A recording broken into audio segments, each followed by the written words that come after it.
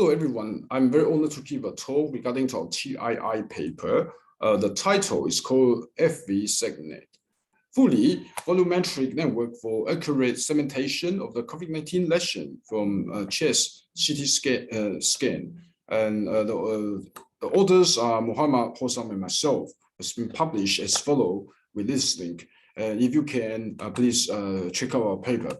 And I'm going to talk about our research. First of all, the lesion segmentation from chest scan is always essential for diagnosis because we use that to determine the extent of the COVID-19 infections and to quantify and monitor every activity we do. And the problems with this type of research is that it usually takes a lot of time and manual work, and therefore is laborious and consuming and requires the involvement of medical physicians. So our contribution will be focused on to make it more easy and process to facilitate the segmentation and to help the domain expert to get a better experience. And the research gap also include several challenging tasks for various reasons. First of all, the complexity of the COVID-19 infection may be due to varying sizes, and also the texture and the location, the manifestation, and makes the precise segmentation extremely challenging. The complexity also increases with the presence of irregular structures of lesion and fuzzy margins and low contrast regions. So to contrast with the whole lung CT images, the infected region only dominate a slice part. This makes it quite incompatible between positive and negative instances. So we have to do better analysis. And also the challenge also involved with the volumetric convolution when lots of images are there and it's not easy, and then residual connectivity, which means that every time you do the processing, there can be some other parameters or some other unprocessed data left behind. Therefore, we have to make a better spatial and contextual representation. But then when we consider anisotropic spatial resolution in CT scan, what does it mean? It means that it takes not just the X and Y domain, but also the Z domain. So it means that it's a way to determine that in every domain you have the equal distances, so that then you can better perform the high intra and interslice resolution. So the COVID-19 lesion are typically stretched over many scan layers, so you will stretch that. So then it allows us to achieve 3D volumetric information. This may sound abstract, but I'm going to explain it further. For lesion segmentation, we have 2D, 2.5D, and 3D approaches. So 2D, human eyes can detect it very easily, and then it's easy to design, train, to define, and there are examples for us. But because our human bodies, the images are actually in 3D, so 3D will be a better representation. In the process, there's an intermediate step called 2.5D, and it allows a set of 2D convolution models to calculate 3D segmentation. It's easier to train in 3D counterparts, and there are some other examples. But then a better example will be 3D, because it allows us to have a 3D CT scan without any slicing operation. And you can then perform the modeling much easier. And then you can learn special information from the whole scan or constitutional patches. It can be fully volumetric or patch-based, and with the example including those ones, and also our proposed solution. So in a nutshell, 2D segmentation will only be consider the location information from the chest slices, and then the drawback is that ignore the global representation. And 2.5D approaches are not capable to completely capture both local and global semantic representation of the CT volume. As a result, they have a suboptimal segmentation performance. So because there's something that missed or something that left behind, 2.5D may not be able to give the best representation. And 3D patch-wise approaches, although that sounds good, but then you capture the subset of volumetric information, because when you have things in 3D and it's unlikely you can then capture everything. So you only capture the most important thing. But in the process, if you keep on doing that, it will fail to exploit the global volumetric representation completely. And then it cannot avoid the effect of anisotropic spatial resolution for medical volume, which means that it's unlikely for you to find the equal distances between the 3 dimensions. You may then cut somewhere that may not be the best representation of the images. So in order to avoid that, what we do is that we use a U-shaped architecture, which means that it allows you to do it once and then twice, and then you double check in between. So it allows us to have acceptance for segmentation tasks because of the consistent conduct and continuous improvement. So what that looks like, the U-shape as follow, and then with the encoder and decoder in between, and they have the skip links that link to each other. So encoder means a sequence of layers responsible for feature extraction for the segmentation. As you can see, it goes with step the encoder 1 to 5. Then decoder, the sequence of layers responsible for recovering miss resolution in decoding, while guiding the encoder to select the important information. So then you then get it there accordingly. And then the skip link to connect the encoder to decoder to evade the vanishing gradient problems, to recuperate information loss into downsampling. So at least they capture all the information there, and that allows everything to be well connected. So our contribution for our work is that we have a U-shaped convolution framework, as you can see. That one that's called FV-Seg-Net.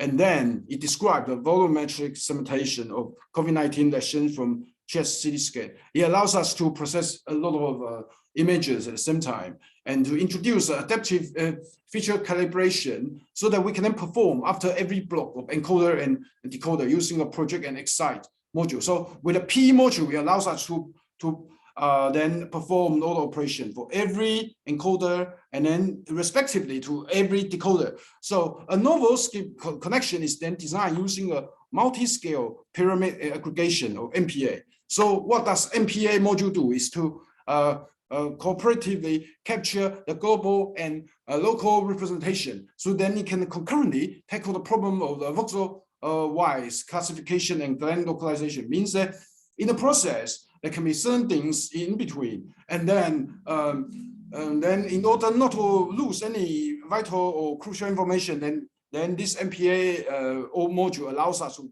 pick up all the important things along the way. And the improved decoder is constructed using a novel recalibrated anisotropic convolution or co-RAC module to address the problem of lesion size variability and then anisotropic resolution issue. So it means that it's not only the encoder, but also on the decoder end, we have another RAC module. So in a way that, because when we do the processing, we don't want the process data to vary in sizes, then in a way it will be very difficult. So we have to keep them in the equal shape or equal dimension as better as possible.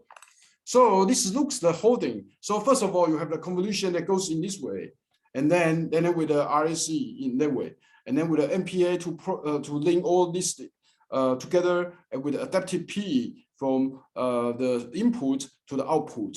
So the convolution means that it takes the dimensions of X, Y, and Z. So in a way that you are taking all the coordinates of the images, and then you begin to perform the slicing information in a way that then you maintain as much as possible during the data processing. And after that, then you check the things that works, and then double checking that everything is getting to the output, and then you get the segmentation output as follows.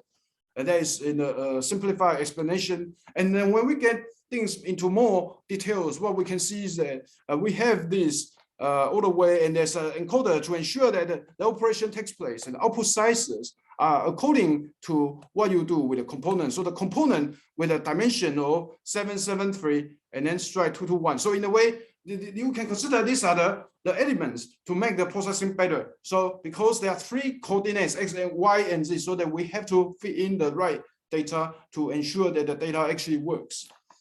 And as you can see, this is a rec block, and that you have the 3 dimension, and from this all the way to there. And then with the processing with the PE. And so you can see that all the operation has been modularized. It's like there's every unit is in charge of one, and then it passes on to other. So it means that imagine this is like a manufacturing process that every unit has its own responsibility, and you focus on its own thing, and then the processing ensure that it works, and then it passes to another, and then the components to ensure that we follow what are the vital or the crucial parameters in order to get the expected output size. And when we have done the operation, then we then go on to the next step. Then eventually you will get to the segmentation. So with a P, a project excite flow. So this means that this is how we actually process data. Projection means that, as you know, it's very similar to a lot of AI algorithms that you have different parameters that go one in one. And then you have a different process called excitation. So then it puts all the crucial parameters and dimensions into this. And then when you mix it, as you can see, it then maps different operations into the final output. So the final output is actually composed by the process data of every step. So actually, it then made up with all this, and then imagine this is the 3D. Then you take the respective parts, and then you compose the required ingredient together, because that's what you are going to process further. Then after that, you go accordingly, you then get into the expected output, and then eventually you can then perform a very crafty manipulation. So this is the whole thing for how it looks like. There is the middle process, MPA. So MPA 1 to 4 at the very beginning, because you are the first link and you are dealing with 4 different dimensions, because there are 4 different processes, and the dimensions start from small to big one. And then with the second one, because you are only dealing with the 3 of the different dimensions, from starting from the smaller ones to the bigger one. And then with the third operation, you are then reducing to only 2. Then you are initially from a smaller dimension to the bigger dimension, and then the last operation you only focus on 1. So in a way that a lot of things actually work systematically, and the components that will ensure that you have the output sizes to go according to what you are aiming for. So stack augmentation strategy, stack O, it allows you to then perform the right processes, because the issue is that if we do not follow certain processes right, and we may just mess the whole thing up. So in our research, we then focus on these 4 processes: the geometric transformation, noise transformation, appearance transformation, and then cropping. So in a way, if you can see the example, this is the 3D dimension that you can see. Then when you then perform the slice this way, and then perform the slice the way, then when we can then combine them together to get the output we wish for. So in order to test our work, then we use a data set from UESTC, COVID-19, and also most data. Then we explain the rationale that for us to perform. Then the evaluation metrics is that we use 2 of them. One is called dice similarity coefficient, DSC, and the other one is called normalized surface dice, NSD. So DSC is a statistical validation metric to evaluate the performance of both the reproducibility of the manual segmentation and the spatial overlap accuracy of automated probabilistic fractional segmentation of MR images. So it's a kind of validation metric for us to evaluate our performance, to see whether can we get the manual operation for segmentation, and also to get the accuracy of the automated or segmentation. And then normalized surface dice performs on the test set of the function of a number of individuals and in a training set for different models. So in a way that we use these 2 key metrics for our operation. So then we compare our work, FV-Seg-Net, together with other well-known models. So they have different types of 2D all the way to 3D, and then DSC and NSD that is measured in terms of percentages, and this may vary. So in conclusion, our work has a better performances. So with 2.16 and 2.13% on dice similarity and normalized surface dice, respectively. Then we perform our comparative analysis on the most data set.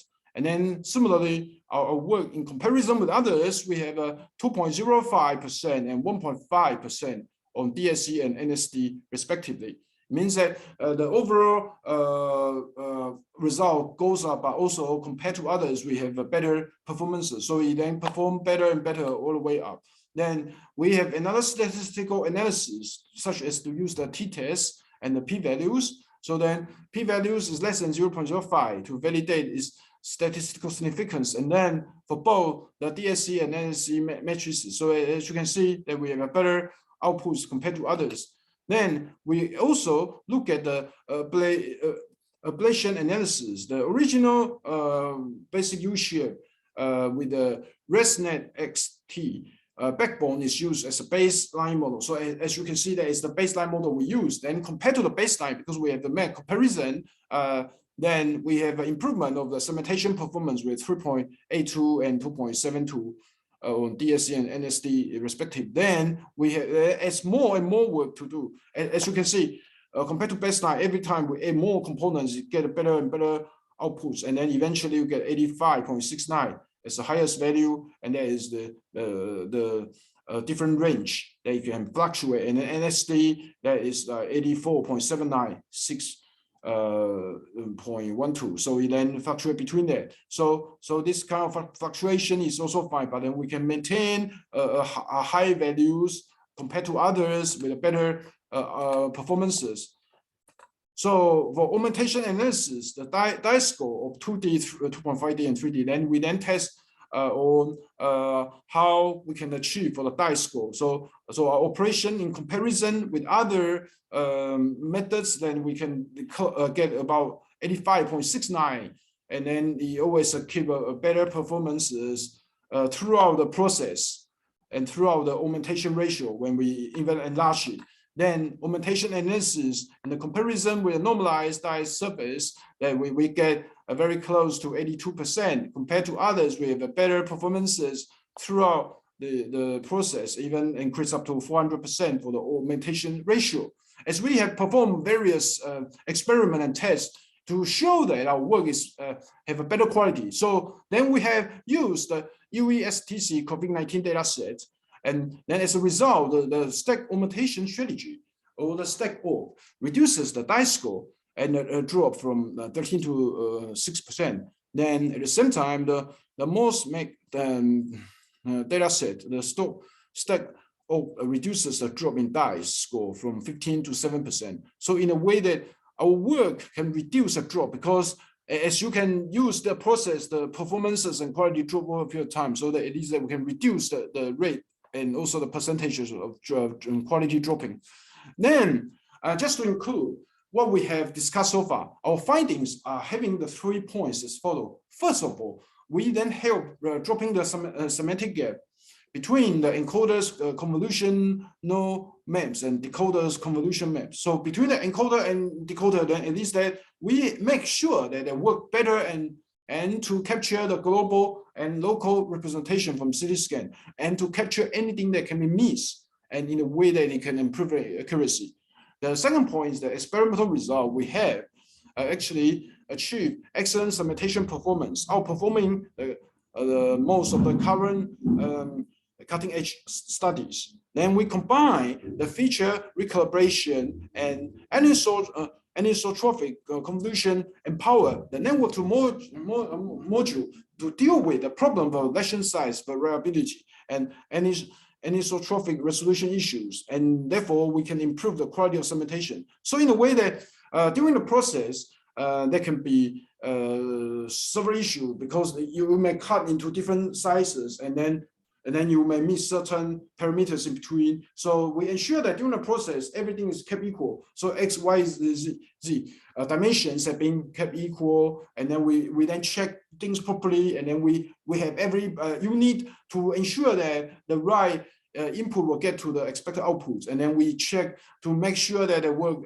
goes on without making mistakes. Then we have smaller units of operation to make sure that the architecture works in such a way that is automated, is accurate. So to conclude, our future directions have the 2 points: to redesign the skip pathway, to aim for the reduction of the semantic gap between the feature maps and encoder and decoder subnetwork, because it's no easy process that we have to ensure that each major encoder or decoder operation, they work together and they do not miss anything in between, and they can connect each other well, and the time doesn't take a long process, and to ensure that accuracy can be maintained even close to 90% if we are talking about the NSD and DSC. So our next work is that we will plan to get an emergent and robust convolutionary network that called the transformer networks.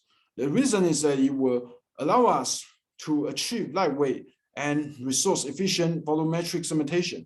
As you know, images can get more and more in volume and in sizes and different complexity, and we would like the processing will take a shorter time and is easier to use, rather than takes like several days for you to analyze and to understand. So if you can, please visit our TI paper. Then this is a link. I'm going to put a link together with my other presentation. I hope that if this talk inspires you and it actually gives you new ideas about working in image processing, in particular to COVID-19 or any just 3D dimensional image processing, then please consider citing our paper. Our paper is worth for you to take on the lessons learned and also to inspire you to think about the new innovation. And thank you so much. And I appreciate your time, and I wish you all the best. And thank you very much.